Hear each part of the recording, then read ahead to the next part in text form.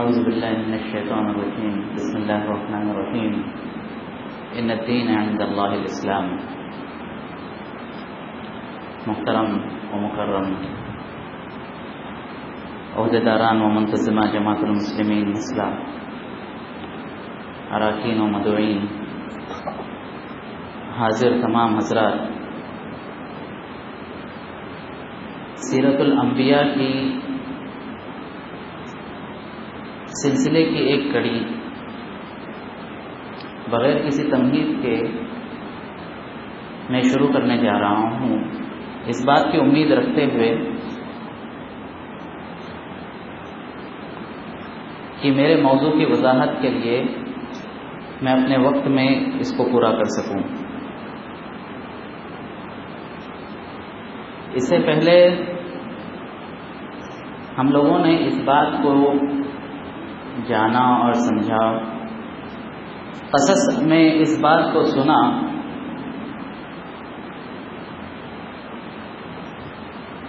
کہ جو لوگ اللہ کے نبی صلی اللہ علیہ وسلم کی دعوت پر اسلام میں حلقہ بگوش اسلام ہوئے، اسلام کو قبول کیا، تو کفار نے ان لوگوں پر کس طریقے کے مصائب، کس طریقے کی مشکلات اور کتنی اذیتیں دی، اس کا تذکرہ آپ کے سامنے ہو چکا.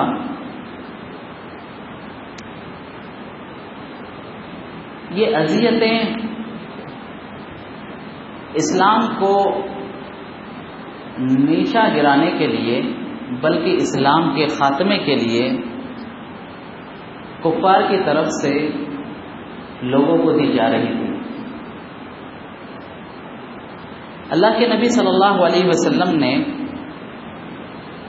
شروعات کے اندر ایک حکمت اور ایک پالیسی کے تحت اپنی دعوت کو عام نہیں کیا تھا، لیکن جہری دعوت کے بعد اللہ کے نبی صلی اللہ علیہ وسلم کو حکم ہوا کہ آپ کھل کر تبلیغ کریں. اللہ کے نبی صلی اللہ علیہ وسلم کوہ صفا پر چڑھ کر لوگوں کو اسلام کی دعوت دیتے ہیں. کچھ لوگ آپ کے ہاتھ پر بیعت کر کے اسلام میں داخل ہوتے ہیں. یہ وہ لوگ ہیں جو لوگ اول مرحلے میں مسلمان ہوئے ہیں. ان کی تعداد انگلی پر گننے جیسی، مطلب بہت کم تعداد میں مسلمان ابھی موجود ہیں. نبی کریم صلی اللہ علیہ وسلم گرچہ کھل کر تبلیغ کریں، گرچہ نبی کریم صلی اللہ علیہ وسلم نے اعلانیہ طور پر عبادت کی، لیکن اس وقت بھی حکمت کا تقاضا یہ تھا کہ عام لوگ اپنی عبادتوں کو چھپائیں، عام لوگ چھپ چھپ کر عبادتیں کریں. اس لیے کہ مسائل یوں پیدا ہوئے.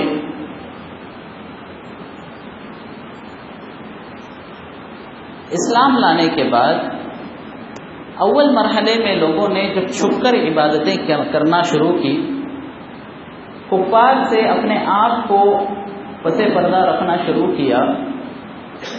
اس موقع پر بھی جب پہاڑ کے دامن میں مسلمان عبادت کر رہے تھے تو کفار نے آ کر مسلمانوں کو پکڑ لیا اور جھگڑا کرنے لگے، گالی گلوچ کی. جواباً سعد بن ابی وقاص رضی اللہ عنہ نے ایک شخص کے سر پر ضرب لگائی، مارا، جس کی وجہ سے اس کا خون بہا. یہ اسلام میں پہلا خون تھا جو بہایا گیا۔ اس کے پس پردہ بیک گراؤنڈ میں اگر ہم دیکھتے ہیں تو ہمیں پتہ چلتا ہے کہ اسلام میں جو یہ پہلا خون بہا یہ ڈیفنس کے لیے تھا۔ مسلمان چھپ کر عبادت کر رہے تھے، اس کے باوجود کفار کو یہ پسند نہیں تھا کہ مسلمان عبادت کرے۔ ایسے وقت میں مصلحت کا تقاضا یہ تھا کہ مسلمان اپنے آپ کو، اپنے ایمان کو اور اپنی جان کو بچانے کے لیے چھپ کر عبادتیں کریں۔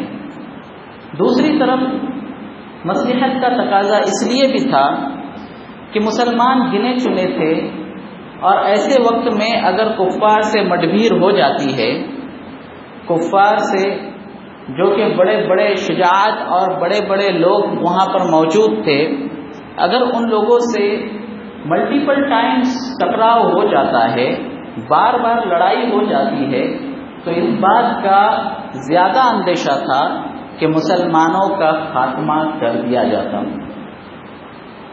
اللہ کے نبی صلی اللہ علیہ وسلم گرچہ اعلانیہ دعوت میں، اعلانیہ عبادت میں مصروف تھے، اس کے باوجود اللہ کے نبی صلی اللہ علیہ وسلم نے دار ارقم کو، جو ارقم بن ابی الارقم کا گھر تھا، کوہ صفا کے ایک کونے میں موجود تھا، اللہ کے نبی صلی اللہ علیہ وسلم خفیہ طور پر صحابہ کے پاس یہاں آ کر ان سے مجمع کر لیتے تھے۔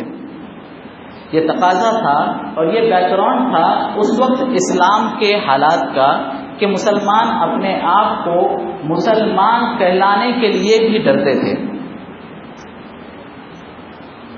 ایسے وقت میں جب ظلم و بربریت کا، جب تکالیف کا سلسلہ بڑھ گیا، جب مسلمانوں کی زندگی جینا دوبھر کر دیا گیا، ایسے وقت میں مسلمانوں کو اللہ کے نبی صلی اللہ علیہ وسلم نے حکم دیا کہ تم حبشہ کی طرف ہجرت کر جاؤ۔ یہ پہلی ہجرت تھی جو اسلام کے ذریعے سے کی گئی تھی۔ اس ہجرت کا بیک گراؤنڈ یوں تھا کہ ان اوقات میں جب مسلمان پریشان تھے، مسلمان اپنے جان کی فکر کر رہے تھے، اللہ تبارک و تعالیٰ نے سورہ کہف کا نزول کیا۔ سورہ کہف نازل ہوئی اور سورہ کہف کے اندر تینوں واقعات میں اللہ تبارک و تعالیٰ نے مسلمانوں کو تسلی دی اور مسلمانوں کو اس بات پر تسلی دی کہ واقعات جس طرح دکھائی دیتے ہیں اس طرح نہیں ہوا کرتے۔ سب سے پہلے اللہ تبارک و تعالیٰ نے کہا وَإِذِ اعْتَزَلْتُمُوهُمْ وَمَا يَعْبُدُونَ إِلَّا اللَّهَ فَأْوُوا، کہاں پر؟ إِلَى الْكَهْفِ۔ غار والوں کے قصے کو ذکر کیا، جن لوگوں نے اپنے گھروں کو چھوڑ کر غار میں جا کر پناہ لی تھی، اللہ تبارک و تعالیٰ نے ان کے قصے کو ذکر کر کے مسلمان کی ہمت کو بڑھایا کہ تم اکیلے نہیں ہو، اس سے پہلے بھی قومیں گزری ہیں اور غاروں کے اندر وہ کئی سال گزار کر آئے ہیں اور اللہ تبارک و تعالیٰ نے اپنی قدرت دکھائی ہے۔ یہ ہمت اور حوصلہ اللہ تبارک و تعالیٰ نے سورہ کہف میں مسلمانوں کو دیا۔ اس کے بعد موسیٰ اور خضر کا واقعہ اللہ تبارک و تعالیٰ نے ذکر کیا، جس میں اس بات کی طرف اشارہ ہے کہ مسائل جس قدر ہوتے ہیں اللہ تعالیٰ کی حکمتیں ظاہری مسئلے کی بنیاد پر نہیں ہوا کرتی، اللہ کی حکمتیں اللہ کو پتہ ہوتی ہے۔ جیسے کہ موسیٰ علیہ السلام نے بچے کو قتل کر دیا، خضر نے کہا کیوں قتل کیا؟ غلط کیا۔ موسیٰ علیہ السلام نے کشتی کو توڑ دیا، کیوں توڑ دیا؟ خضر علیہ السلام نے کشتی کو توڑ دیا، موسیٰ نے کہا کیوں توڑا؟ تو اللہ تبارک و تعالیٰ کی حکمتیں کیا ہیں؟ یہ اللہ تبارک و تعالیٰ بہت بڑا حکمت کرنے والا ہے، مکر کرنے والا ہے، اللہ تبارک و تعالیٰ تدبیر کرنے والا ہے۔ اللہ تبارک و تعالیٰ نے یہ احساس دلایا کہ ذوالقرنین کا قصہ ذکر کیا، یاجوج اور ماجوج جیسی قوم کا تذکرہ کر کے مسلمانوں کو دھارس بنائی کہ ذوالقرنین نے یاجوج اور ماجوج اللہ تبارک و تعالیٰ کے حکم پر ان کو تفریق کر کے اس کے عذاب سے ان لوگوں کو بچایا۔ اس کے بعد سورہ زمر نازل ہوئی، اس میں اللہ تبارک و تعالیٰ نے کہا وَأَرْضُ اللَّهِ وَاسِعَةٌ کہ اللہ کی زمین بہت بڑی ہے۔ یہ اشارہ تھا اس طرف کہ مسلمان ہجرت کر جائیں۔ اللہ کے نبی صلی اللہ علیہ وسلم نے مسلمانوں کو حکم دیا کہ آپ حبشہ کی طرف ہجرت کر لیں، اس لیے کہ اللہ کے نبی صلی اللہ علیہ وسلم جانتے تھے کہ اسحمہ جو حبشہ کا بادشاہ تھا، نجاشی حبش تھا، وہ انصاف پرور تھا، اس کے یہاں ظلم نہیں ہوا کرتا تھا۔ اللہ کے نبی صلی اللہ علیہ وسلم نے جب حکم دیا تو پہلے قافلے کے اندر، جس کو ہجرت اولا کہتے ہیں، پہلی ہجرت کہتے ہیں، اس کے اندر 18 مرد یا 19 مرد ڈفرنس کے ساتھ، کہیں پر 12 مرد اور کہیں پر 4 عورتوں کا ذکر ہے۔ اس کے اندر خاص طور سے عثمان بن عفان رضی اللہ عنہ موجود تھے، جو امیر قافلہ تھے، اور ان کے ساتھ ان کی اہلیہ رقیہ بنت محمد صلی اللہ علیہ وسلم موجود تھی۔ ان کی فضیلت میں اللہ کے نبی صلی اللہ علیہ وسلم نے کہا کہ یہ پہلا قافلہ، یہ پہلا گھرانہ ہے، یہ پہلا جوڑا ہے ابراہیم اور لوط علیہ السلام کے بعد کہ جنہوں نے اللہ کی راہ میں ہجرت کی ہو۔ اس ہجرت کے موقع پر اور بھی صحابہ کرام موجود تھے، جن میں عبداللہ بن مسعود تھے، عبد الرحمن بن عوف تھے، زبیر بن العوام تھے، مصعب بن عمیر اور دوسرے ایسے صحابہ موجود تھے جو قبیلے کے بنیاد پر بڑے قبیلے سے تعلق رکھتے تھے، بڑے گھرانوں سے تعلق رکھتے تھے۔ اس بنیاد پر اس بات کو کہا جا سکتا ہے کہ کفار کے، مشرکین کے ظلم و جور کا صرف فقیر صحابہ اور صرف کمزور صحابہ ہی شکار نہیں تھے، بلکہ ہر وہ شخص جو اسلام لے آتا، کفار اس کو مصیبتیں اور اذیتیں پہنچانے کے لیے کوشش کیا کرتے تھے۔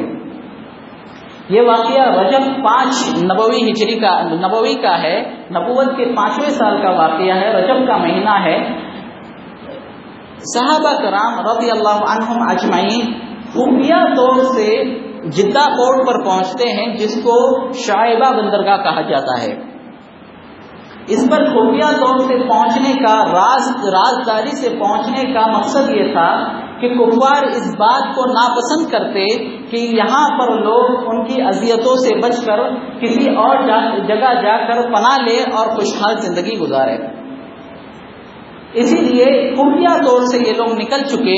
جب یہ لوگ نکل چکے تب کفار کو علم ہوا اور لوگوں نے ان کا تعاقب کیا، ان کا پیچھا کیا، جدہ تک پہنچے، لیکن اس وقت تک وہ جہاز وہاں سے نکل گیا تھا اور یہ لوگ مسلمان حبشہ تک پہنچ چکے۔ اسی سال، مطلب نبوت کے 5ویں سال، رجب میں پہلی ہجرت ہوئی۔ رجب، اس کے بعد شعبان، اس کے بعد رمضان۔ رمضان کا واقعہ ہے کہ اللہ کے نبی صلی اللہ علیہ وسلم سرداران قریش کے درمیان رونما ہوتے ہیں۔ حرم میں تمام لوگ بیٹھے ہوئے ہیں، بڑے بڑے سردار بیٹھے ہوئے ہیں۔ اللہ کے نبی صلی اللہ علیہ وسلم آتے ہیں اور بڑے بڑے سرداروں کا مسئلہ یہ تھا کہ جب ان کے سامنے قرآن کو پڑھا جاتا تو یہ لوگ کہتے تھے لا تسمعوا لهذا القرآن، کہ اس قرآن کو مت سنو، والغوا فیہ، اور شور مچایا کرو، کیوں؟ لعلکم تغلبون، تاکہ تم غلبہ حاصل کرو۔ قرآن کو سنو گے ہی نہیں تو قرآن تم پر نہیں، تم قرآن پر رہو گے۔ ان کا یہ وتیرہ تھا۔ حالانکہ بہت سارے لوگوں کے بارے میں آتا ہے کہ یہ چھپ چھپ کر قرآن سنتے تھے، لیکن عام طور پر ان کا یہ دعویٰ تھا کہ یہ قرآن کو مت سنو۔ اس لیے بہت سارے ایسے سردار تھے جن کے کانوں میں قرآن کی آواز ابھی تک نہیں پہنچی تھی۔ رمضان کا یہ واقعہ، اللہ کے نبی صلی اللہ علیہ وسلم آتے ہیں، سرداران قریش حرم میں بیٹھے ہوئے ہیں۔ اللہ کے نبی صلی اللہ علیہ وسلم سورہ نجم کی تلاوت کرتے ہیں۔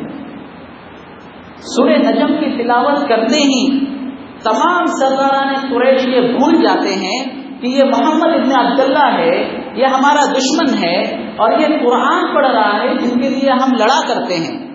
یہ قرآن کی چاشنی، قرآن کی کرامت اور قرآن کی عظمت کی دلیل ہے کہ تمام کے تمام سرداران قریش دماغی طور سے اس بات کو بھول گئے کہ ہم قرآن کو سن رہے ہیں، اور ان لوگوں نے قرآن کو بغور سنا۔ اللہ کے نبی صلی اللہ علیہ وسلم پڑھتے جاتے، یہ سنتے جاتے، حتیٰ کہ اللہ کے نبی صلی اللہ علیہ وسلم سجدے کی آیت پر پہنچے اور اللہ کے نبی صلی اللہ علیہ وسلم نے سجدہ کیا۔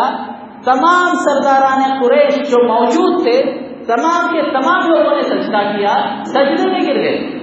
یہ قرآن کی عظمت اور قرآن کا جلال ہے کہ اللہ کے نبی صلی اللہ علیہ وسلم کے ساتھ تمام کے تمام لوگ سجدے میں گر گئے۔ جب ان کو یہ احساس ہوا کہ ان لوگوں نے قرآن کو سنا اور قرآن کو سن کر اللہ تعالیٰ کے سامنے سجدہ کیا، لوگوں نے ان کو تانا دینا شروع کیا۔ جو لوگ وہاں پر موجود نہیں تھے تو ان لوگوں نے ایک نئی بات لانے کی کوشش کی۔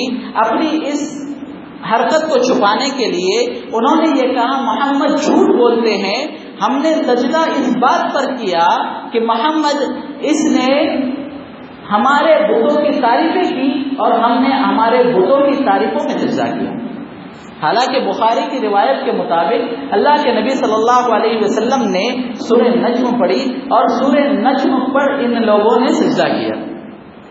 یہ قرآن کی عظمت تھی، یہ قرآن کی چاشنی تھی کہ ایک سمجھنے والا، اس زبان کا جاننے والا اس کی عظمت کا اقرار کیے بغیر نہ رہ سکا۔ حبشہ میں مسلمان ہے 12 مسلمان یا 18 مسلمان، اختلاف کے ساتھ حبشہ میں جو مسلمان پہنچے تھے ان کو خبر ملی، اور یہ خبر کچھ اصل خبر سے ہٹ کر ملی۔ یہاں پر سرداران قریش نے سجدہ کیا، وہاں پر خبر ملی کہ سرداران قریش مسلمان ہو گئے۔ لوگوں نے سوچا کہ جب سرداران قریش مسلمان ہو گئے، بلکہ حرم میں موجود تمام لوگ مسلمان ہو گئے، تو ہم لوگوں کو مکہ واپس جانا چاہیے۔ حبشہ سے کچھ لوگ مکہ واپس آئے، لیکن مکہ سے ایک دن کے فاصلے پر جب موجود تھے تو ان لوگوں کو صحیح خبر ملی کہ یہ لوگ مسلمان نہیں ہوئے، ان لوگوں نے سجدہ کیا تھا۔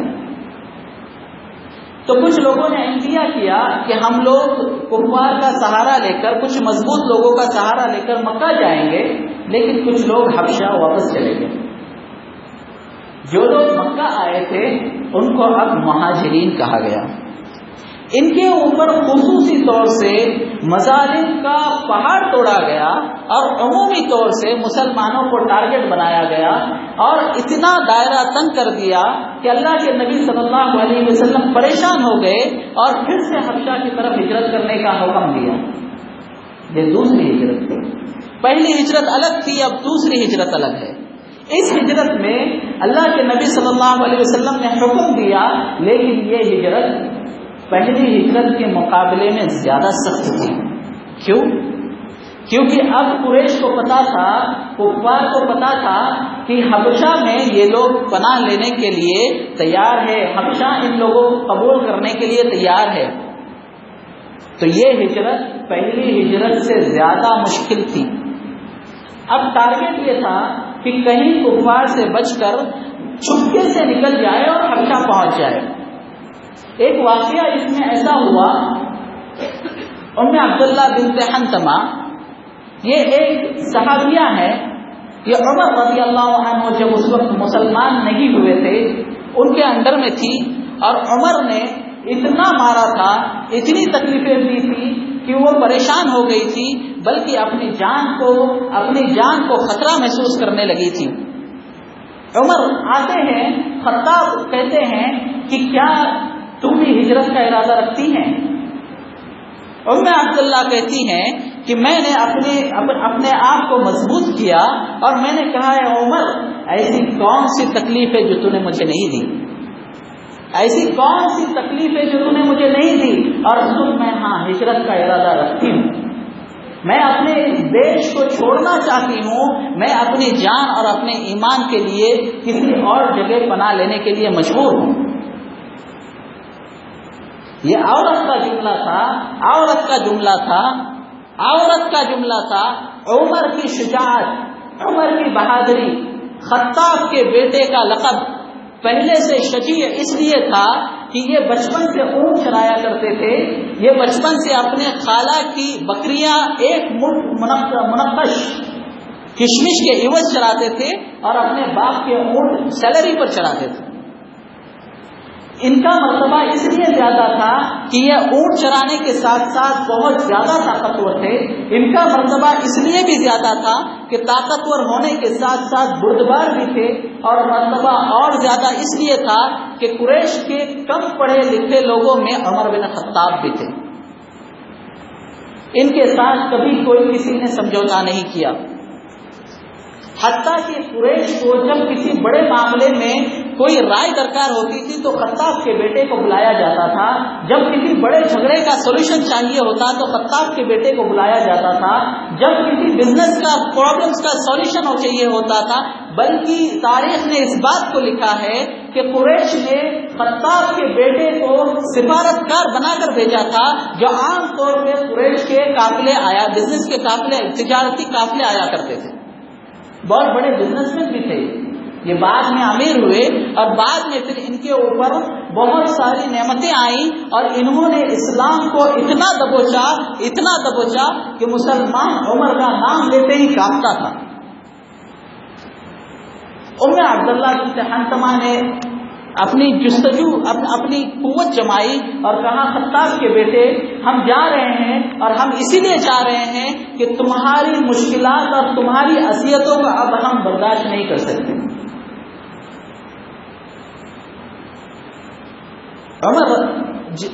عمر بن الخطاب ابھی مسلمان نہیں ہوئے تھے، انہوں نے کہا اللہ تمہارا نگہبان ہو۔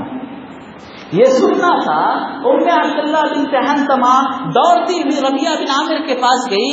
ربیعہ بن عامر اس وقت موجود نہیں تھے، ان کے آنے کا انتظار کرنے لگی۔ جب ربیعہ بن عامر آئے تو ام عبداللہ نے کہا کہ سنا ہے خطاب کے بیٹے نے ایسا ایسا کہا ہے۔ اس کا دل پہلی مرتبہ ایسا لگا کہ نرم ہوا ہے، آج تک عمر کے لہجے میں کبھی نرمی نہیں دیکھی گئی، بڑی بڑی جنگیں ہوئی لیکن عمر کے لہجے میں نرمی نہیں آئی۔ تو ربیعہ بن عامر بن ربیعہ نے کہا کیا تو یہ چاہتی ہے، کیا تو یہ سوچتی ہے کہ خطاب کا بیٹا مسلمان ہوگا؟ انہوں نے کہا مجھے امید ہے کہ یہ مسلمان ہوگا۔ ربیعہ بن عامر نے کہا، جس کو امام احمد بن حنبل نے اپنی سیرت میں لکھا، ربیعہ بن عامر نے کہا کہ خطاب کا گدھا مسلمان ہو سکتا ہے، خطاب کا بیٹا نہیں۔ دوسرے الفاظ میں انہوں نے کہا کہ خطاب کا بیٹا اس وقت تک مسلمان نہیں ہو سکتا جب تک خطاب کا گدھا مسلمان نہ ہو۔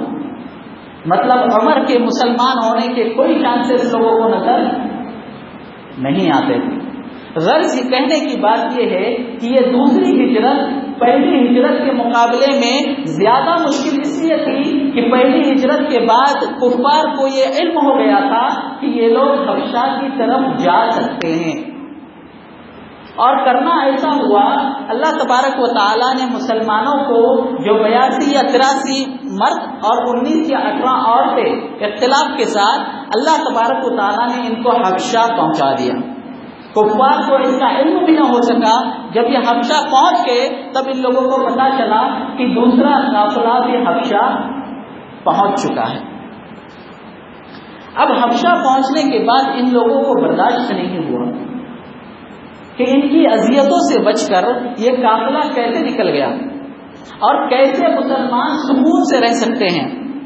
ان لوگوں نے انبیاء کیا، مشورہ کیا، اپنی شورا بلائی اور اس کے اندر عمر بن عاص اور عبداللہ بن ربیعہ ان دونوں کو سفارتکار اور ایلچی بنایا، اور ان دونوں کو اس لیے بنایا، عمر بن عاص خاص طور سے اتنی بڑی سوجھ بوجھ کے مالک تھے، یہ مسلمان نہیں ہوئے تھے اس وقت، تو ان لوگوں نے ان کو منتخب کیا، ان کے پاس قیمتی ہدایہ اور تحائف دیے، ہدیے اور تحفے دیے، تاکہ یہ جا کے حبشہ والوں کو دے اور مسلمانوں کو واپس لے کر آئے۔ یہ لوگ حبشہ چلے گئے۔ حبشہ جانے کے بعد ان لوگوں نے کیا کیا؟ ان لوگوں نے سیدھا نجاشی کے پاس جانے کے بجائے بطریقیوں اور پادریوں سے تعلقات قائم کیے، ان کو اپنے فیور میں کیا۔ ان کو تحائف دیے، ان کو تحفے دیے، اور جب اس بات پر یہ لوگ راضی ہو گئے، اس بات پر یہ لوگ مطلب ان لوگوں کو بھروسہ ہو گیا کہ یہ فطریتی ہے، یہ پادری نجاشی کے پاس جو اپنے قربت کا ان کی قربت ہے یا ہمیں سہارا دیں گے، ہمیں سپورٹ کریں گے، تب یہ لوگ نجاشی کے پاس گئے، اور نجاشی کے پاس جانے کے بعد ان لوگوں نے کہا کہ ہمارے کچھ لوگ آپ کے پاس آئے ہیں جو پاگل ہے، بیوقوف ہے، کم عقل ہے، ان لوگوں نے اپنے دین کو تو چھوڑ دیا، آپ کے دین کو بھی قبول نہیں کیا، اور آپ کے یہاں ایسے ہی رہ رہے ہیں۔ اس پر پادری جنہوں نے تحائف کیے تھے، جن کے ساتھ سیٹلمنٹ ہوا تھا، ان لوگوں نے تائید کی، مزید تائید کی کہ ہاں یہ لوگ صحیح کہہ رہے ہیں، اگر ان کا مسئلہ ایسا ہے تو تمام مسلمانوں کو ان کے ساتھ بھیج دیا جائے۔ اس لیے کہ عمر بن عاص نے جو شروعات کی، اسی طریقے سے شروعات کی کہ ہمارے کچھ کم عقل لوگ آئے ہوئے ہیں، اور ان کے چچا اور ان کے گھر والے جو ان پر اوچھی نگاہ رکھنے والے لوگ ان کو واپس لانا چاہ رہے ہیں، اس لیے ان کو ہمارے ساتھ بھیج دیجیے۔ ان بکے ہوئے لوگوں نے ان کی تائید کی اور کہا کہ ہاں ایسا کرنا چاہیے، لیکن آپ یہ سمجھیے جہاں پر عدل ہو، جہاں پر انصاف ہو، وہاں یہ ممکن ہی نہیں کہ کسی ایک فریق کی بات سن کر فیصلہ کیا جاتا ہو، اس لیے کہ اگر ایک فریق کی بات سن کر فیصلہ کیا جاتا ہو تو وہاں عدل قائم نہیں ہو سکتا۔ نجاشی چونکہ مذہبی آدمی تھا اور عادل بادشاہ تھا، اس نے کہا کہ میں مسلمانوں سے پوچھوں کہ ان لوگوں کا کیا مسئلہ ہے۔ جب نجاشی نے مسلمانوں کو بلایا تو مسلمانوں نے یہ تہیہ کر لیا کہ ہم جو بھی کہیں گے سچ کہیں گے، سچ کے علاوہ اور کچھ نہیں کہیں گے، اور اپنی طرف سے جعفر طیار کو تیار کیا اور ان کو اپنی طرف سے کہنے والا بنایا۔ جب نجاشی کے پاس آئے تو نجاشی نے کہا کہ آخر وہ کون سا دین ہے جو تم نے قبول کیا ہے اور میرا بھی دین قبول نہیں کیا، ان لوگوں کا بھی دین چھوڑ دیا، ایسا کون سا دین ہے؟ تو جعفر طیار نے اللہ کے نام سے شروع کر کے یہ بات بتائی کہ اے بادشاہ سلامت، ہم لوگ اللہ تبارک و تعالیٰ کی وحدانیت پر ایمان لائے ہیں۔ ہم میں ایک نبی آیا ہے جس نے یہ بتایا کہ ایک اللہ معبود ہے اور تمام باطل ہے۔ ہمارے پاس یہ ایک نبی آیا جس نے یہ بتایا کہ فلاں چیز حلال ہے، فلاں چیز حرام ہے، اس نے جس کو حلال بتایا ہم نے اس کو مانا، اس نے جس کو حرام بتایا ہم نے اس کا انکار کیا۔ ہم فلاں کام کرتے تھے، اسلام نے ہم کو یہ تاکید کی، ہم فلاں کام کرتے تھے، اسلام نے ہم کو یہ رہنمائی کی۔ اس پر نجاشی نے کہا کیا تمہارے پاس کوئی چیز ہے جو پیغمبر لے کر آیا ہے؟ جعفر طیار نے سورہ مریم کی تلاوت کی، نجاشی رویا اور اس کے بعد اس کے درباری روئے۔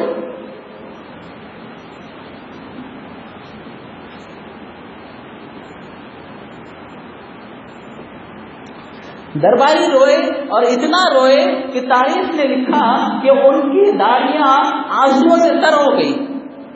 یہ مسئلہ ان کا تھا کہ عمر بن عاص مسلمان نہیں ہوئے تھے، انہوں نے یہاں تک کہا کہ اگر ان لوگوں نے ہریالی بنائی ہے تو بنائی ہے، کل میں ایسی بات لاؤں گا کہ ان کی ہریالی کو کاٹ کر رکھوں گا۔ یہ سوچیں کہ لوگ اسلام کے خلاف دلیلیں آج سے نہیں بہت پہلے سے استعمال کرتے آئے ہیں، اور اسلام کے خلاف روکنے بہت پہلے سے استعمال کرتے آئے ہیں۔ دوسرے دن عمر بن عاص آئے اور انہوں نے نجاشی سے کہا کہ یہ عیسیٰ علیہ السلام کے بارے میں بہت بڑی بات کہتے ہیں۔ پھر نجاشی نے مسلمانوں کو بلایا اور پوچھنے کے لیے کہ آپ لوگوں کا عقیدہ عیسیٰ علیہ السلام کے بارے میں کیا ہے۔ اس وقت مسلمان گھبرا گئے، اس لیے کہ یہ سیکنڈ کال تھا۔ اس وقت بھی مسلمانوں نے عندیہ کیا کہ ہم جو کہیں گے سچ کہیں گے، سچ کے علاوہ کچھ نہیں کہیں گے، چاہے ہمارے لیے کوئی بھی فیصلہ کیا جائے۔ مسلمان آئے، نجاشی کے پاس آئے، نجاشی نے سوال کیا عیسیٰ کے بارے میں آپ کا کیا خیال ہے؟ جعفر طیار رضی اللہ عنہ نے شروعات کی کہ عیسیٰ اللہ کے بندے ہیں، اللہ کے روح اللہ ہے، اللہ کے رسول ہے، اور کلمے جو مریم کی طرف القاء کیا گیا اس کلمے سے پیدا ہوئے ہیں۔ نجاشی نے زمین پر تنکا اٹھایا اور کہا کہ عیسیٰ علیہ السلام ان لوگوں نے جو کہا اس سے زیادہ ایک تنکا بھی نہیں ہے۔ غور طلب بات یہ ہے کہ وہاں پر جو پادریاں موجود تھے، جو اس کے مذہبی رہنما موجود تھے، ان لوگوں نے اونگ کیا، کیونکہ نجاشی نے مسلمانوں کی باتیں مان لی اور ان لوگوں نے بیک گراؤنڈ میں سیٹلمنٹ کر چکے تھے، تحائف لے چکے تھے، ان لوگوں نے اونگ کر لیا اور بادشاہ نے سن لیا۔ نجاشی نے اس کا رپلائی بھی کیا کہ گھر سے تم اونگ کرو، یہ بات حقیقت ہے۔ غور طلب بات یہ ہے کہ پہلے سے آج تک مذہبی رہنماؤں کی عزت، حالانکہ بادشاہ تھا، چاہتا تو حکم دے سکتا تھا، لیکن ان کی عزت میں خاموش رہ گیا۔ بہرکیف اس نے عمرو بن عاص اور ان کو واپس بھیجا، ان کے تحائف واپس کیے، ان نے جو گفٹس لائے تھے وہ واپس کیے اور کہا کہ ہماری زمین میں تمہارے لیے کوئی جگہ نہیں۔ جب یہ لوگ واپس آئے مکہ والوں نے حال پوچھا، انہوں نے بتایا تو مکہ والے اور پریشان ہو گئے، قریش اور پریشان ہو گئے کہ یہ کیا عجب معاملہ ہے، یہ کیا بات ہوئی کہ ہم اپنے لوگوں کو وہاں پر آرام سے رہنے دیں۔ اب 82 یا 83 لوگ وہاں پر موجود تھے اور یہاں پر 37 38 39 لوگ موجود تھے مکہ کے اندر۔ اب ان لوگوں نے مکہ والوں کو اتنی تکلیفیں دینا شروع کر دی کہ تاریخ میں ان تمام واقعات کو بیان نہیں کیا جاتا، ہم ان تمام واقعات کو سن نہیں سکتے۔ آگ پر لٹایا جانا، کوئلے پر لٹایا جانا، الٹا لٹکا کر دوری کیا جانا، پہاڑ سے دھکیلا جانا، یہ کوئی معمولی تکلیفات نہیں ہے جو ان لوگوں نے دی تھی۔ اسلام کے خاطر ان لوگوں نے اس کو بھی برداشت کیا۔ جب ان لوگوں نے دیکھا کہ حبشہ کے اندر مسلمان سیف ہو گئے تو ان لوگوں کے پاس یہاں پر موجود لوگوں کی دعوت کو روکنے کے لیے صرف 2 طریقے بچ گئے تھے، یا تو طاقت کے زور پر محمد کو روکا جائے یا تو محمد صلی اللہ علیہ وسلم کا خاتمہ کیا جائے۔ دوسری جو ترکیب تھی، دوسری جو صورت تھی، یہ بہت مشکل اس لیے تھی کہ ابو طالب بیچ میں تھے، ابو طالب دیوار بن کر تھے، حالانکہ ابو طالب مسلمان نہیں تھے، لیکن ابو طالب دیوار تھے جس کی بنیاد پر ان لوگ نبی کے قتل کا اقدام نہیں کر سکے تھے۔ تو ان لوگوں نے ابو طالب کے پاس آ کر ابو طالب کو ڈرانا چاہا اور ابو طالب سے کہا کہ دیکھیے آپ کا بھتیجا ایسی باتیں کہتا ہے اور ہمارے اندر تفرقہ ڈالتا ہے، ہمارے معبودوں کو برا بھلا کہتا ہے اور ایک اللہ کو مان کر تمام لوگوں کو چھوڑنے کی باتیں کرتا ہے، آپ اس کو سمجھائیے یا ہم ایسی جنگ چھیڑ دیں گے کہ دونوں میں سے ایک فریق باقی رہے گا۔ یہ اتنی بڑی دھمکی تھی کہ ابو طالب پر اس کا گہرا اثر ہوا۔ ابو طالب نے اللہ کے نبی صلی اللہ علیہ وسلم کو بلایا اور کہا کہ بھتیجے آپ کی قوم آئی تھی اور ایسی بات کہہ رہی تھی، آپ کا کیا خیال ہے؟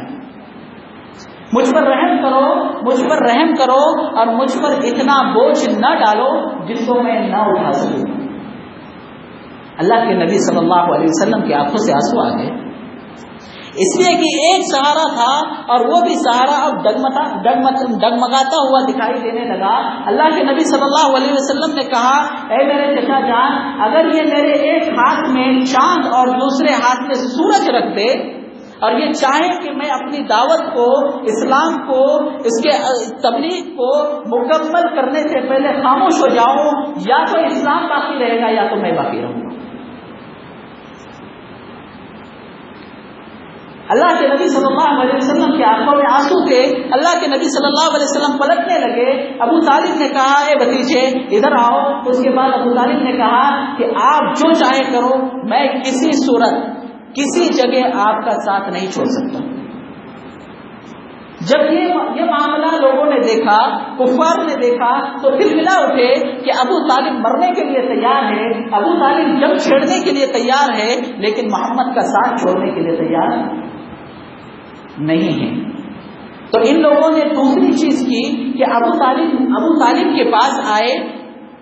ہر طریقے سے کفار نے سوچا کہ آخر ابو طالب اپنے بھتیجے کو اتنا سپورٹ کیوں کر رہے ہیں, کہیں ایسا تو نہیں کہ ان کو ایک سپورٹ کی ضرورت ہو. ان لوگوں نے مشورہ کیا اور یہ مشورے میں لائے کہ سب سے خوبصورت نوجوان کون ہے اور سب سے اعلیٰ ذہنیت کا نوجوان کون ہے, اس کو ابو طالب کے حوالے کیا جائے. بالاتفاق یہ طے پایا کہ ولید بن مغیرہ کا لڑکا عمارہ یہ سب سے نوجوان لڑکا تھا اور سب سے ذہین لڑکا تھا. اس کو لے کر لوگ ابو طالب کے پاس آئے اور ابو طالب سے کہا کہ آپ اپنے بھتیجے کو ہمارے حوالے کر دیں اور یہ ذہین لڑکا آپ رکھ لیں. ابو طالب نے کہا کیا یہ انصاف کی بات ہے کہ میں اپنے بھتیجے کو آپ کے حوالے کروں اور میں کسی غیر کے لڑکے کو پالتے بیٹھوں.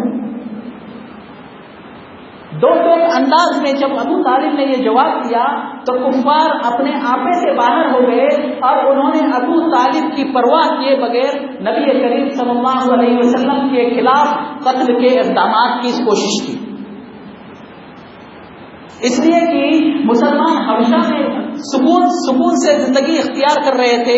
ابو طالب کے انڈر میں نبی کریم صلی اللہ علیہ وسلم کو کوئی ہاتھ نہیں لگا رہا تھا. کفار نے اس بات کو ناپسند کیا اور کفار نے اس بات کو پسند کیا کہ ابو طالب کو بائی پاس کر کے نبی کریم صلی اللہ علیہ وسلم کے قتل کی تجاویز پیش کی جائے. انہوں نے شورا بلائی اور الگ الگ لوگوں نے الگ الگ تجاویزیں دی, بلکہ الگ الگ لوگوں نے اپنے اپنے طور پر الگ الگ چیزیں کی, جس میں ابو لہب کے بیٹے کا تذکرہ ہے کہ ابو لہب کا بیٹا عتیبہ جس نے اللہ کے نبی صلی اللہ علیہ وسلم کے پاس آیا اور اللہ کے نبی کو گالیاں دی, اللہ کے نبی کو برا بھلا کہا, آپ خاموش رہے. اللہ کے نبی صلی اللہ علیہ وسلم کے کپڑے پھاڑ دیے, اللہ کے نبی صلی اللہ علیہ وسلم پر تھوکا. وہ تھوک اللہ کے نبی کے چہرے پر نہ گرا بلکہ اللہ کے نبی صلی اللہ علیہ وسلم نے بددعا دی کہ اے اللہ تیرے کتوں میں سے ایک کتا اس پر مسلط کر دے. تاریخ نے لکھا, تاریخ شاہد ہے کہ جب یہ عتیبہ ملک شام کے لیے ملک شام گیا, وہاں ایک قافلے کے ساتھ تھا. شام میں زرقا نامی ایریا میں اس نے ایک شیر کو دیکھا. شیر کو دیکھتے ہی اس نے کہا کہ یہ میری جان لے لے گا, اس لیے کہ محمد نے مجھے بددعا دی. دیکھیے اسلام قبول نہیں کر سکا لیکن اللہ کے نبی کے زبان پر اسے یقین تھا کہ یہ شیر مجھے کھا جائے گا. لوگوں کو اس نے جمع کیا. ایک سردار کا بیٹا تھا, سردار کے بیٹے کی طرح اسے تمام جانوروں کے بیچ میں رکھا گیا تاکہ اگر شیر آ بھی جائے تو جانور کو کھائے. جانوروں کے بیچ لوگوں کا مجمع تھا, لوگوں کے مجمع کے بیچ عتیبہ کو سلایا گیا. رات میں شیر آیا اور عتیبہ کو کھا کر چلے گئے. یہ بددعا تھی نبی کی, جو نبی کی بددعا ان لوگوں کے لیے بھی 100% شور تھا کہ نبی کی بددعا مجھے لگے گی. اس کے باوجود دشمنی اور عداوت اس قدر اس عروج پر تھی کہ اللہ کے نبی صلی اللہ علیہ وسلم کی زبان پر یقین رکھنے کے باوجود بھی ان کے دین کو نہیں مانا. اور بھی بہت سارے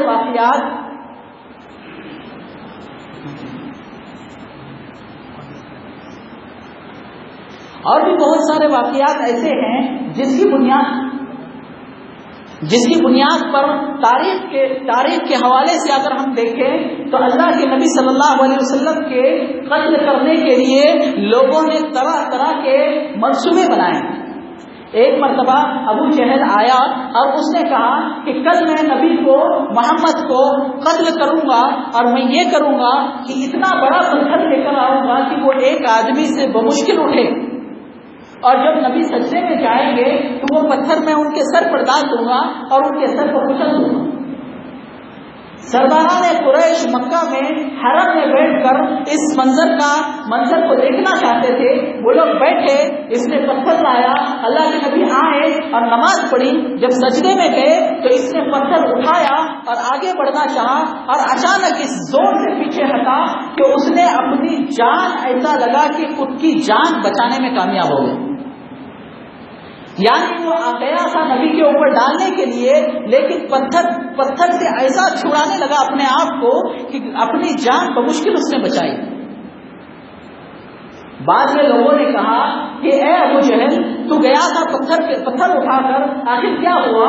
تو اس نے بتایا کہ میں نے دیکھا کہ ایک ایسا اونٹ جس کے جبڑے میں نے کبھی نہیں دیکھے، ایک ایسا اونٹ جس کے دانت میں نے کبھی نہیں دیکھی، ایک ایسا اونٹ جس کی گردن میں نے کبھی نہیں دیکھی، ایسا اونٹ کہیں دنیا میں موجود نہیں۔ وہ اونٹ میرے اوپر حملہ کر رہا تھا اور مجھے کھانے کے لیے دوڑ رہا تھا، اس لیے میں اپنی جان بچا کے بھاگا۔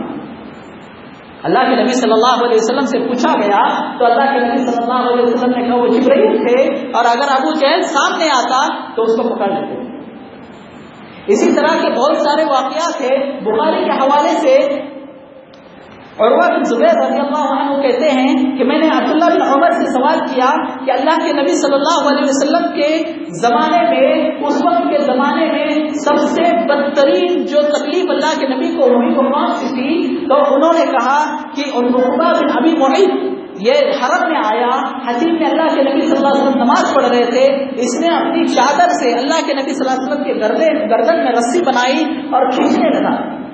اللہ کے نبی صلی اللہ علیہ وسلم کا رنگ پھک پڑ گیا۔ لوگوں نے دیکھا، لوگوں نے آواز دی ابو بکر کو کہ اے ابو بکر، تمہارے ساتھی کو دیکھو کیا ہو گیا ہے۔ ابو بکر دوڑتے آئے۔ ابو بکر نے کہا تقتلون رجلا ان یقول ربی اللہ، کیا تم ایسے آدمی کو قتل کرنے کے پیچھے ہو جو کہتا ہو میرا رب اللہ ہے؟ ابو بکر نے بچایا۔ اللہ کے نبی کے قتل کے پروگرامز بنائے گئے۔ اس کے بعد بھی ابو جہل باز نہیں آیا، کوہ صفا پر چڑھ کر اللہ کے نبی کا انتظار کرنے لگا۔ اللہ کے نبی جب آئے تو ابو جہل نے اللہ کے نبی صلی اللہ علیہ وسلم کو گالیاں دی، اللہ کے نبی نے برداشت کی۔ اللہ کے نبی کو ایذا پہنچا، اللہ کے نبی نے برداشت کی۔ اور یہ دور سے پتھر اٹھا کے اللہ کے نبی کے سر میں مارا، جس کی وجہ سے اللہ کے نبی کا خون بہنے لگا۔ عبداللہ بن جدعان، ان کی لونڈی اپنے مکان کی چھت پر سے یہ منظر دیکھ رہی تھی۔ حضرت حمزہ رضی اللہ عنہ مسلمان نہیں ہوئے تھے۔ جب وہ گھر پر شکار سے لوٹے، اپنی کمان ہاتھ میں تھی، یہ لونڈی نے اس کا ذکر کیا کہ آپ کے بھتیجے کو ایسی ایسی تکلیف پہنچائی ہے۔ حضرت حمزہ نے اپنے رشتے اور اپنے خون کی محبت میں غصے میں تلملا کے ابو جہل کے پاس گئے اور ابو جہل کو اتنے زور سے مارا کہ اس کے سر میں گہرا زخم آیا، اور ابو جہل کو یہ الفاظ سے کہا کہ کیا تو ایسے شخص کو تکلیف پہنچاتا ہے جس شخص کے اوپر میں ایمان لے کے آیا ہوں۔ حالانکہ حضرت حمزہ اس وقت مسلمان نہیں ہوئے تھے۔ یہ محبت تھی، یہ رشتے کی محبت تھی، خون کی محبت تھی کہ حضرت حمزہ نے جا کے ان سے بدلہ لیا اور آ کے اللہ کے نبی صلی اللہ علیہ وسلم سے کہا کہ خوش ہو جاؤ، میں نے تمہارا بدلہ لے لیا۔ اللہ کے نبی صلی اللہ علیہ وسلم نے کہا کہ میں ان باتوں سے خوش نہیں ہوتا، میں اس وقت خوش ہوگا جب آپ مسلمان ہوں گے۔ اللہ کے اس بندے نے اللہ کے نبی صلی اللہ علیہ وسلم کی زبان پر وہی کلمہ پڑھا، اشہد ان لا الہ الا اللہ وان محمد رسول اللہ۔ حضرت حمزہ کا اسلام مسلمانوں کے باغ میں ایک کرن کرن کی طرح ہوا، اس لیے کہ حضرت حمزہ ایسی شخصیت تھی کہ جن کی شجاعت، جن کی بہادری کسی پر مخفی نہیں تھی۔ ان کے اسلام لانے کے بعد لوگ نبی کریم صلی اللہ علیہ وسلم کو قتل کی تجویز پیش کر رہے تھے، ان کے اسلام لانے کے ساتھ ان تمام چیزیں ختم ہو گئی، اس لیے کہ اب نبی پر ہاتھ اٹھانا حمزہ کے اسلام کے بعد آسان نہ رہا تھا۔ حضرت حمزہ کے اسلام کے بعد مسلمانوں میں خوشی کی لہر دوڑ گئی۔ اللہ کے نبی صلی اللہ علیہ وسلم نے دعا کی اللہ تبارک و تعالیٰ سے، اللہم اعز الاسلام، اے اللہ اسلام کو عزت بخش، باحد الرجلین، دو میں سے ایک آدمی جس سے تو محبت کرتا ہو، دو میں سے ایک آدمی کو اسلام کے ذریعے سے عزت بخش دے۔ کون تھے وہ دو آدمی؟ عمر بن الخطاب او ابی جہل بن ہشام۔ عمر بن الخطاب یا ابو جہل بن ہشام کے ذریعے سے اسلام کو قوت بخشی۔ اللہ کے نبی نے دعا کی۔ یہاں پر رک کر ایک مسئلہ ہم کو یہ بھی سمجھنا چاہیے کہ جو شخص یہ دونوں شخصیتیں ایسی تھیں جنہوں نے اپنے آپ کو اسلام اور مسلمانوں کے لیے تکلیف دینے کے لیے وقف کر دیا تھا۔ عمر رضی اللہ عنہ کے بارے میں آتا ہے کہ عمر رضی اللہ عنہ، عمر بن الخطاب اس وقت مسلمان نہیں ہوئے تھے، اپنے مسلمانوں کو اتنا مارتے تھے کہ تھک جاتے تھے، اور تھک جاتے تھے تو چھوڑتے نہیں تھے، آرام کرتے تھے، اور کہتے تھے کہ میں نے تم کو اس لیے نہیں چھوڑا کہ میں نے تم پر رحم کیا، میں نے اس لیے چھوڑا ہوں کہ میں آرام کر رہا ہوں۔ آرام کرنے کے بعد پھر مارتے تھے۔ اتنی زبردست شخصیت جس کے بارے میں مسلمان جن کا نام لیتے ہی خوف زدہ ہو جائے، اللہ کے نبی دعا کر رہے ہیں کہ اللہ تبارک و تعالیٰ ان کے ذریعے سے مسلمانوں کو عزت بخش دے۔ آج بھی اگر ہمارے لیے کوئی ایسی شخصیت ہو، کوئی ایسی قوم ہو جو مسلمانوں پر ظلم، تشدد اور بربریت کا کھیل چل رہی ہے، ہمیں دعا کرنی چاہیے کہ اللہ تبارک و تعالیٰ ان لوگوں کے ذریعے سے مسلمانوں کو عزت بخش دے، ان لوگوں کو ہدایت نصیب فرما، ان لوگوں نے ایسے لوگوں کو ہدایت نصیب فرما جن کو تو پسند کرتا ہو، اور اسلام کو فوقیت اور اسلام کو قوت بخش دے۔ اللہ کے نبی صلی اللہ علیہ وسلم نے دعا کی، اور دعا کی جس کے بعد حضرت حمزہ کے اسلام کے بعد کسی کی ہمت نہیں ہوئی کہ اللہ کے نبی صلی اللہ علیہ وسلم کے قتل کی پروپیگنڈا کیا جائے، ان کے قتل کے لیے پیشکش کی جائے۔ لیکن عمر بن خطاب ایک ایسی شخصیت تھی، واحد شخصیت تھی جو کسی کے بات میں آنے والے نہیں تھے، وہ جس کا ارادہ کر لیتے پوری قوم ایک طرف ہو جاتی، عمر بن خطاب ایک طرف رہتا۔ ایسی شخصیت تھی جس کو صحیح سمجھتے اپنی جان دینے کے لیے تیار ہو جاتے، اور جس کو غلط سمجھتے اس کو مٹانے کے لیے اپنی جان دے دیتے۔ جب لوگوں نے نبی کریم صلی اللہ علیہ وسلم کے خلاف قتل کی تجاویز کو سکوڑنا شروع کیا، ختم کر دیا، عمر بن الخطاب تلوار لے کر کھڑے ہو گئے اور کہا میں محمد بن عبداللہ کو قتل کروں گا۔ راستے میں پہنچے، راستے میں پہنچ کر ابھی تلوار لے کر ناستے میں ہی تھے، مختلف روایات کے ساتھ مختلف نام ہیں، زیادہ صحیح نام نعیم ابن عبداللہ ہے، جنہوں نے عمر بن الخطاب کو روکا اور کہا کہ کہاں جا رہے ہو؟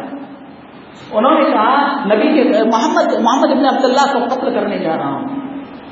ان کا یہ تیور دیکھ کر یہ سمجھ گئے کہ آج بڑی مصیبت آنے والی ہے، انہوں نے روکنا چاہا، انہوں نے واسطہ کیا، حمزہ مسلمان ہوئے ہیں، بنو عبد المطلب اس کے ساتھ ہے، بنو ہاشم اس کے ساتھ ہے، کیا تم کو اتنا خوف نہیں؟ انہوں نے کہا جو ہو جائے گا ہو جائے گا، میں اپنے کام سے باز آنے والا نہیں۔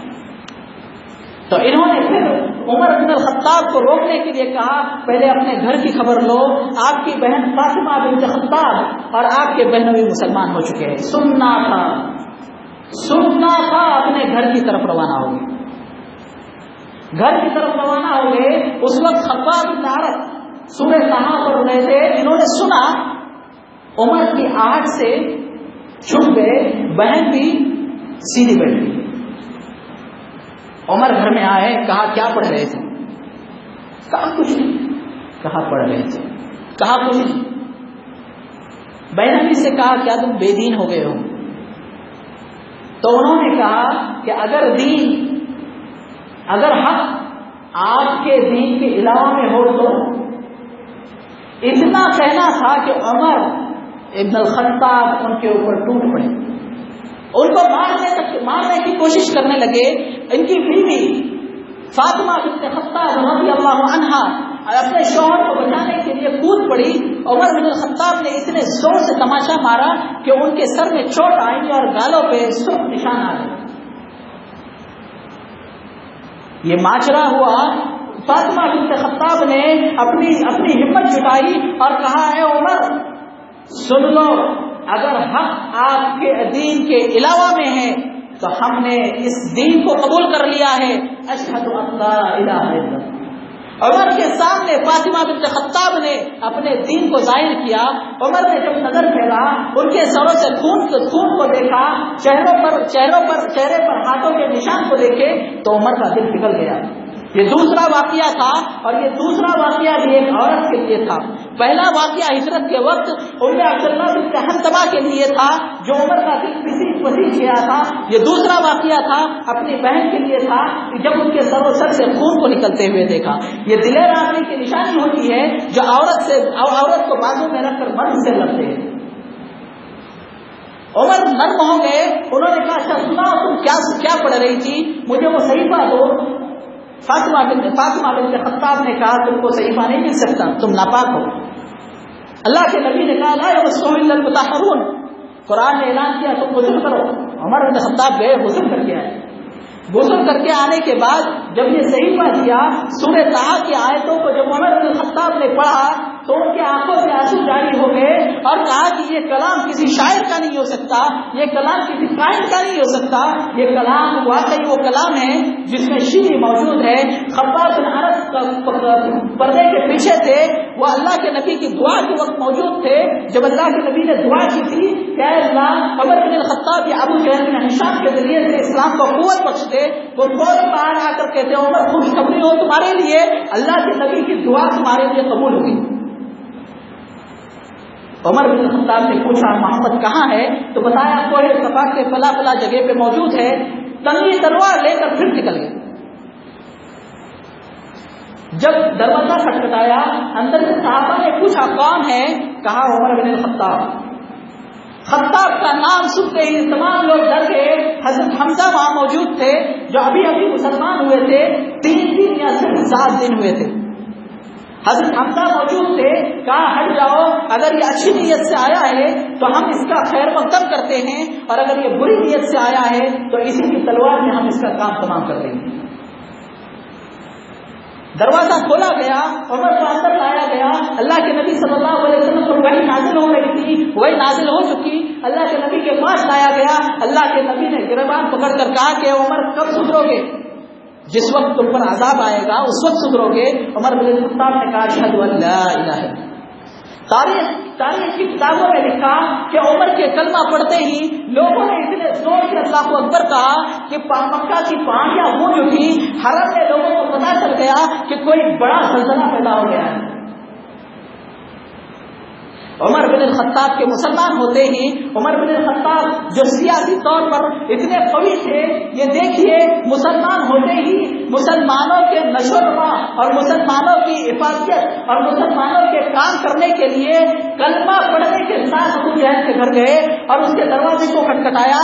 پوچھا کون ہے، کہا عمر بن الخطاب۔ اہلا و سہلا اندر بلایا، کہا کس لیے آئے ہو، کہا میں مسلمان ہو گیا ہوں۔ ابو جہل نے دروازہ بند کر دیا، عتبہ کے گھر گئے، اس کو بھی دروازہ کھٹکھٹایا، کہا میں مسلمان ہو گیا ہوں۔ پھر بازار میں آئے اور کہا کہ میڈیا کون ہے، ایسا شخص کون ہے جس کے پاس ایک بات آتی ہو تو وہ تمام لوگوں پر پھیلاتا ہو، تو کہا گیا جمیل بن معمر ایک شخص ہے جو تمام لوگوں کو پھیلاتا ہے، اس کو ڈھونڈنے کے لیے وہ حرم میں بیٹھا ہوا تھا، اس کے سامنے جا کر کہا کہ میں مسلمان ہو گیا ہوں۔ اسلام کی نشو و نما اور اسلام کی اشاعت، اسلام کی سیاست کلمہ پڑھنے کے ساتھ عمر نے شروع کی۔ اس نے سنتے ہی پورے گاؤں میں اعلان کر دیا کہ عمر بن الخطاب بے دین ہو گیا ہے۔ یہ اعلان کرنا تھا کہ گاؤں میں کشمکش پیدا ہو گئی، قریش میں کشمکش پیدا ہو گئی کہ آخر ایسا کون سی بات ہو گئی کہ خطاب کا بیٹا مسلمان ہو گیا۔ اللہ کے نبی کے پاس آئے اور کہا، پہلے لوگوں کو باخبر کیا کہ میں مسلمان ہو گیا ہوں تاکہ لوگوں کے دلوں کے اندر اپنا رعب ڈال سکے۔ اللہ کے نبی کے پاس آئے اور کہا کہ اللہ کے نبی کیا ہم حق پر نہیں؟ انہوں نے کہا ہم حق پر ہیں۔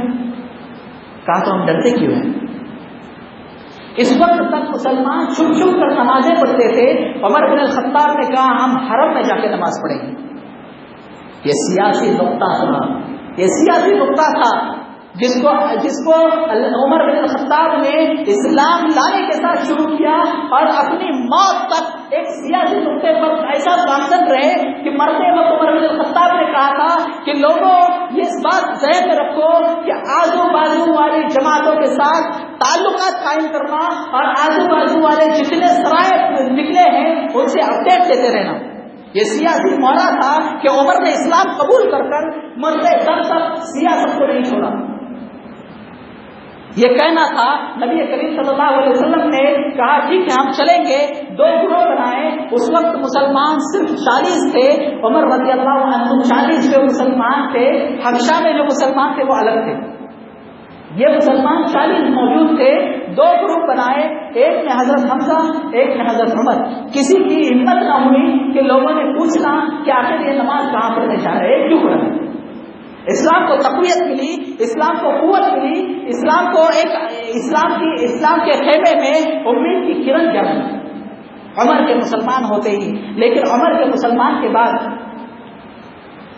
اب ماحول بدل گیا، حمزہ مسلمان، عمر مسلمان، اسلام کے لیے 2 بازو تیار ہو گئے۔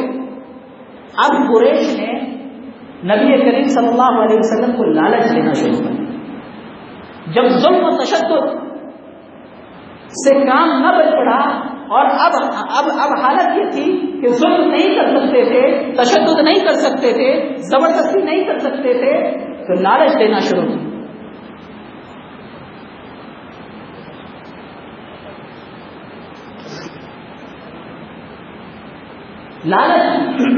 لالچ دینے کے لیے ان لوگوں نے عتبہ بن ربیعہ کو چنا، جو بہت شاک آدمی تھا۔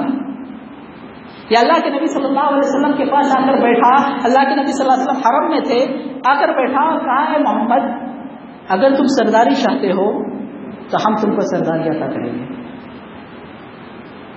اگر تم خوبصورت عورت چاہتے ہو ہم تم کو خوبصورت عورت دیں گے، اگر تمہارے اوپر جنات کا کوئی اثر ہے تو ہم اتنی دولت خرچ کر دیں گے کہ آپ شفایاب ہو جاؤ گے۔ بہت ساری باتیں کہیں، اللہ کے نبی صلی اللہ علیہ وسلم سنتے گئے اور کہا ابو الولید اب سنو۔ اللہ کے نبی نے قرآن پڑھا، اس نے قرآن کو سنا اور پوری آیتیں سنی، اللہ کے نبی نے سجدہ کیا۔ اللہ کے نبی نے سجدہ کرنے کے بعد یہ اپنی قوم کی طرف لوٹا۔ لوگ انتظار میں تھے کہ ابو الولید کچھ نئی خبر لاتے، لیکن لوگوں نے چہرے پر دیکھ کر کہا کہ کیا بات ہے کہ آپ کا چہرہ وہ رنگ نہیں بتاتا جو جاتے وقت تھا۔ ابو الولید نے کہا کہ اللہ کی قسم بہتری اسی میں ہے کہ ہم خاموش رہیں اور اس آدمی کو جو یہ کرتا ہے کرنے دے، اس لیے کہ اس نے جو کلام لایا ہے اس پر ہم غالب نہیں ہو سکتے۔ اگر ہم اس کو قتل بھی کر دیں تو یہ کلام والا کسی اور آدمی کے ذریعے سے اس کلام کو آگے بڑھائے گا، لیکن ہم اس کو نہیں روک سکتے۔ یہ ابو الولید کے تاریخی جملے تھے جس پر کفار نے کہا کہ تیرے اوپر بھی اس کا جادو چل گیا ہے۔ اب اس کے بعد لوگوں نے ابو طالب کو یہاں اللہ کے نبی صلی اللہ علیہ وسلم کی فکر ستانے لگی، کیونکہ ابو طالب کے ذہن میں برابر وہ واقعات تھے جن کی بنیاد پر اللہ کے نبی صلی اللہ علیہ وسلم کے خلاف قتل کے اقدامات کیے گئے۔ عتبہ کا واقعہ ہو یا ابو جہل کا واقعہ ہو یا عتیبہ کا واقعہ ہو، بہت سارے واقعات تھے۔ ابو طالب کو برابر یہ خدشہ لگا رہا تھا اور انہوں نے بنی ہاشم اور بنی عبد المطلب کو جمع کیا، بنی مطلب اور بنی ہاشم کو جمع کیا اور ایسا پیغام دیا کہ لوگوں محمد کی جان کو مجھے خطرہ لگتا ہے، یہ ہمارے قبیلے کا آدمی ہے، عرب کی حمیت کی بنیاد پر ہم اس کا دفاع کریں گے۔ مسلمان اور غیر مسلمین تمام لوگوں نے اس بات کا عہد کیا کہ ہم محمد ابن عبداللہ کا دفاع کریں گے، غرض سے ہماری جان ہی کیوں نہ چلی جائے، سوائے ابو لہب کے جو قریش کے ساتھ جا کر مل گیا۔ اب یہ 2-3 ہفتوں کے اندر 4 بڑے ایسے دھچکے لگے تھے، ایسے دھکے لگے تھے کہ کفار کے دماغ کام کرنے سے قاصر تھے، آؤٹ آف کنٹرول ہو گئے اور یہ لوگ سوچنے لگے کہ آخر ایسی کیا بات کی جائے کہ محمد کی دعوت کو بریک لگا دیں۔ اس لیے کہ حمزہ اسلام لائے، عمر اسلام لائے، محمد صلی اللہ علیہ وسلم نے ان کے سودے بازی کو ٹھکرایا اور بنو ہاشم اور بنو عبد المطلب یہ محمد کے دفاع کے لیے متحد ہو گئے۔ اس کے بعد لوگوں نے یہ تجویز پیش کی اور اس پر عمل کیا گیا کہ مسلمانوں کا سماجی بائیکاٹ کریں، مسلمانوں کا سماجی بائیکاٹ کیا جائے۔ یہ آج کے درس میں مجھے بیان کرنا تھا، لیکن یہ اتنا آسان ٹاپک نہیں ہے، یہ بہت اہم نکات ہے اس کے اندر جس کو میں سمجھتا ہوں اگلے قسط میں لینا زیادہ مناسب ہے۔ اسی پہ میں اپنی بات کو ختم کر کے اللہ تبارک و تعالیٰ سے دعا کرتا ہوں کہ اللہ تبارک و تعالیٰ ہمارے اندر بھی جتنی چیزیں ہم لوگوں میں پریشانیاں چل رہی ہیں، اللہ تعالیٰ ہمیں ایسی سمجھ عطا فرما کہ ہم اپنے پریشانیوں کو حل کریں اور اسلام کو مغلوب کرنے، اسلام کو غالب کرنے کی کوشش کریں۔ آمین۔ وما علینا الا البلاغ۔